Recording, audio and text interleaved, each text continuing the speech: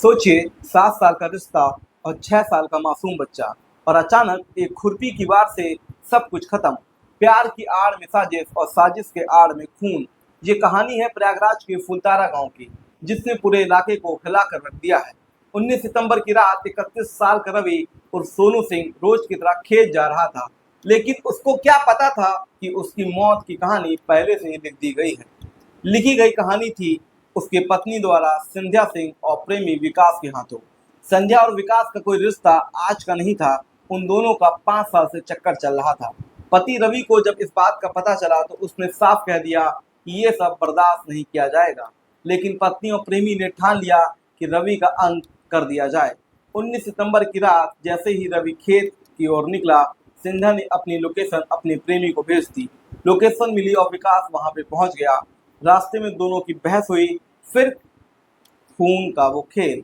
विकास ने खेत में रखी खुरपी से ताबड़तोड़ वार कर दिया। रवि वहीं पर ढेर हो गया, लेकिन कहानी यहीं खत्म नहीं होती। शव को साड़ी से लपेटा गया, उस पर पत्थर बांधा गया और कुएं में फेंक दिया गया, ताकि सच कभी किसी को पता ही ना चले। घर वालों ने जब रवि को खोजा, वो किसी को नहीं मिला। 22 सितंबर को गांव की उसी कुएं में जब लाश बरामद होती है तो गांव में सनसनी फैल जाती है। पुलिस ने सर्विलांस और मोबाइल कॉल डिटेल खंगाली, सारी सच्चाई उनके सामने आ गई। 24 सितंबर को संध्या और विकास को गिरफ्तार कर लिया जाता है। पूछताछ में उन्होंने सब कुछ कबूला और सब कुछ बताया कि हत्या के बाद विकास ने संध्या को कॉल भी किया था और कहा था कि मैंने काम खत्म कर दिया। सोचिए, पत्नी के साथ 7 साल का रिश्ता था, जिसके साथ 6 साल का बच्चा था, उसी पत्नी ने अपनी प्रेमी संग पति को मौत के घाट उतार दिया। ये सिर्फ हत्या नहीं है, ये विश्वास की लाश है। ये इंसानियत पर खुरपी से किया गया वार है।